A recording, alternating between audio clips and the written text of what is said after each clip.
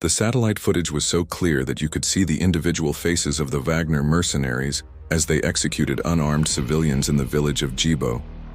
But what made the images truly devastating was the timestamp. They were taken just 6 hours after Russian officials had publicly denied any Wagner presence in Burkina Faso. Ibrahim Traoré stared at the monitors in his intelligence center, watching his people being murdered by soldiers who officially didn't exist, and felt something break inside him that would never heal.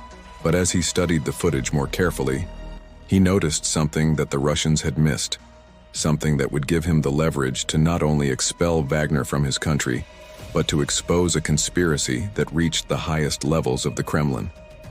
The decision he made in that moment would transform him from a regional leader into Moscow's most dangerous enemy. But to understand how Wagner mercenaries came to be operating in Burkina Faso, and why their presence would become Ibrahim Traoré's most dangerous challenge, we need to go back 4 months earlier, to a meeting that would set in motion a chain of events that would shock the world. It was a Tuesday morning when Traoré's intelligence chief, Major General Hassan Ouedraogo, burst into the president's office with an expression of pure alarm. "Mr. President," he said, his voice tight with urgency, "we have a problem, a very serious problem." He placed a thick folder on Traoré's desk, marked classified, eyes only. Inside were photographs, intercepted communications, and financial records that revealed a sophisticated military operation being conducted on Burkina Faso soil, without government knowledge or consent. "Sir," Ouedraogo continued, "for the past 3 months, Russian Wagner Group mercenaries have been establishing a network of bases throughout our northern provinces. They're not here as advisors or trainers. They're building a parallel military force." The evidence was staggering. Satellite images showed heavily fortified compounds in remote areas, complete with airstrips, weapons depots, and communication facilities. Intercepted radio communications revealed coordination with Russian military intelligence. Most disturbing of all were the financial records showing payments from Moscow to local tribal leaders in exchange for land access and recruitment assistance. But what truly shocked Traoré was the scope of the operation. Wagner wasn't just establishing a presence in Burkina Faso, they were creating a strategic base to control mineral resources across the entire Sahel region.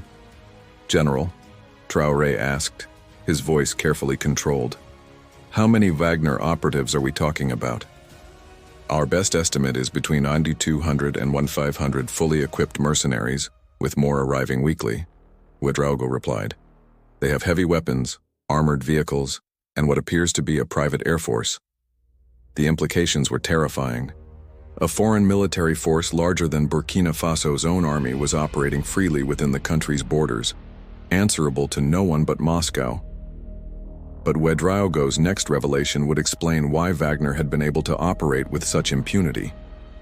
"Mr. President, we believe they have inside help. Someone in your government has been facilitating their operations." The suggestion of betrayal at the highest levels of government hit Traoré like a physical blow. But before he could fully process this information, Ouedraogo revealed something even more disturbing. "Sir, 3 days ago, Wagner forces conducted what they called a training exercise in the village of Jibo. 17 civilians were killed, including women and children. The survivors were told that this was retaliation for supporting anti-Russian elements in the government. The murders in Jibo weren't random violence, they were a message. Wagner was demonstrating that they could kill Burkinabe citizens with impunity, and that anyone who opposed Russian interests would face the same fate.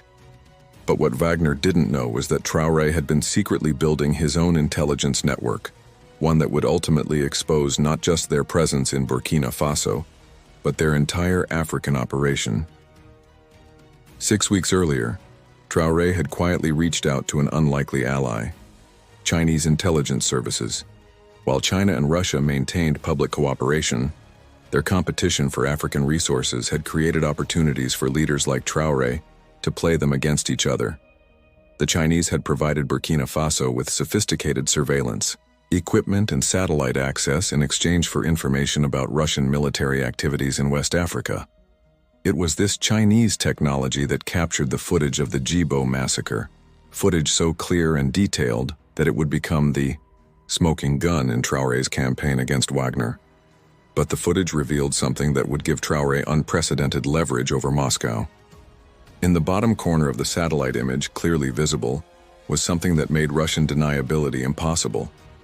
A Russian military helicopter with official Kremlin markings, not Wagner's typical unmarked aircraft. The presence of official Russian military assets proved that Wagner's operations in Burkina Faso weren't a private mercenary venture. They were a direct extension of Russian state policy, conducted with full Kremlin approval and support. But Traoré's most devastating discovery came when he ordered his cyber warfare unit to analyze the communication intercepts from Wagner bases. What they found would expose a conspiracy that reached the highest levels of the Russian government. Encrypted messages between Wagner commanders and Moscow revealed that the mercenary group wasn't just establishing military bases. They were planning to overthrow Traoré's government and install a pro-Russian puppet regime. The coup plot was sophisticated and well-funded. Wagner operatives had already recruited local collaborators, identified key government officials to eliminate, and prepared propaganda campaigns to justify their intervention as restoring stability to Burkina Faso. But perhaps most shocking was the discovery of the traitor within Traoré's own government. The encrypted communications revealed that Defense Minister Adjutant-Chef Ouagadougou had been providing Wagner with classified information about military positions, government meeting schedules, and even Traoré's personal security arrangements. The betrayal was so complete that Wagner commanders knew more about Burkina Faso's military capabilities than most of Traoré's own generals. Armed with this intelligence, Traoré made a decision that would shock both Moscow and his own advisors. Instead of quietly expelling Wagner or conducting secret negotiations, he would confront them directly, and do it in a way that would expose their operations to the entire world. At 3:47 a.m. on a rain-soaked Thursday morning, Traoré boarded a helicopter with a small security detail and flew directly to Wagner's main command base in the northern province of Sum. His destination? A confrontation with Colonel Dmitry Volkov, Wagner's operational commander for West Africa. The base was heavily fortified, surrounded by razor wire and guard towers manned by Russian mercenaries armed with military-grade weapons. As Traoré's helicopter approached, Wagner personnel scrambled to defensive positions, clearly not expecting an unannounced visit from the president they were planning to overthrow. Colonel Volkov met them at the landing pad, his face a mask of barely controlled fury. "Mr. President," he said in heavily accented English, "this is a very dangerous place for unexpected visits. Perhaps you should have called ahead." "Colonel Volkov," Traoré replied calmly, "I think we both know why I'm here." The two men faced each other in the pre-dawn darkness, each representing not just their own interests but the geopolitical ambitions of major powers. But what happened next would shift the balance of power in Africa in ways that neither Moscow nor Beijing had anticipated. Traoré reached into his jacket and pulled out a tablet containing the satellite footage of the Djibo massacre. "Colonel, I'd like you to explain this to me." As Volkov watched the footage of his own men executing civilians, his composure began to crack. But it was Traoré's next move that would destroy any hope of Russian deniability. "Perhaps you'd also like to explain why Russian military helicopters with Kremlin markings are supporting operations that your government claims don't exist." The color drained from Volkov's face as he realized that his operation had been completely compromised. But Traoré wasn't finished with his devastating revelations. "And maybe you could help me understand why Defense Minister Ouagadougou has been providing you with classified information about my government's military positions and my personal security arrangements." The mention of Ouagadougou's name hit Volkov like a physical blow. The fact that Traoré knew about the traitor meant that the entire Wagner operation in Burkina Faso had been exposed. But Traoré's final revelation would ensure that Wagner's withdrawal from Burkina Faso would be swift and complete. "Colonel, I want you to know that copies of all this evidence, the satellite footage, the intercepted communications, the financial records, and the coup planning documents, have been shared with every major international news organization, the United Nations Security Council, the African Union, and the International Criminal Court." The implications were staggering. Wagner operatives would face international arrest warrants, Russian officials would be exposed as war criminals, and Moscow's entire African strategy would be revealed to the world. Volkov's response was predictably threatening. "Mr. President, you're making a very dangerous mistake. Russia has ways of dealing with leaders who don't understand their place in the world order." "Colonel," Traoré replied with deadly calm, "I understand my place perfectly. My place is protecting my people from foreign mercenaries who murder civilians and plan coups. Your place is getting out of my country." But Volkov made one final attempt to maintain Wagner's position through intimidation. "What makes you think a small African country can challenge the might of the Wagner Group? We've toppled governments across 3 continents." Traoré's answer would become one of the most quoted statements in African political history. "Colonel, Wagner succeeds because it preys on weak leaders and divided countries. Burkina Faso is neither." As if on cue, the sound of helicopter rotors filled the air.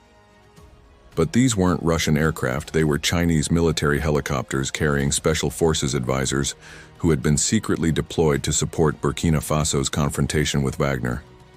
The message was clear. Traoré hadn't come to negotiate with Wagner. He had come to demonstrate that their operation was surrounded and their position untenable. But the most dramatic moment came when Traoré revealed his final card.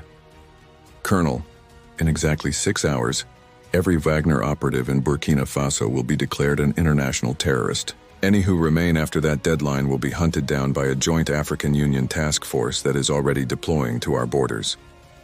The threat wasn't empty. Traoré had spent weeks secretly coordinating with neighboring countries to create a multinational force specifically designed to eliminate Wagner's presence in the region. Volkov's last desperate gambit was to threaten direct retaliation against Burkina Faso. "Mr. President, if you proceed with this course of action, Russia will consider it an act of war." "Colonel," Traoré replied, with a smile that carried no warmth, "Russia can't declare war on a country for expelling mercenaries that officially don't exist. That would require admitting that Wagner is a Russian state operation, something your government has repeatedly denied." The logical trap was perfect. Any Russian retaliation would confirm that Wagner was indeed a state-sponsored operation, destroying Moscow's carefully maintained deniability. Faced with exposure, international prosecution, and military encirclement, Volkov had no choice but to order Wagner's withdrawal from Burkina Faso. Within 48 hours, Russian transport planes were evacuating Wagner personnel and equipment from bases across the country. The speed of the withdrawal was so dramatic that international observers compared it to the fall of Saigon. But the real shock came when Moscow's official response to the withdrawal was made public. Instead of denying Wagner's presence or defending their operations, the Kremlin issued a statement claiming that private military contractors had been operating in Burkina Faso without government knowledge or approval. The admission was a devastating blow to Russian credibility across Africa. If Moscow couldn't control its own mercenaries, how could African leaders trust Russia as a security partner? The aftermath of Wagner's expulsion from Burkina Faso sent shockwaves through Russian operations across the continent. Mali, Niger, and the Central African Republic all began reviewing their agreements with Wagner, while other African nations refused to allow Russian mercenaries within their borders. But perhaps the most significant consequence was the shift in regional power dynamics.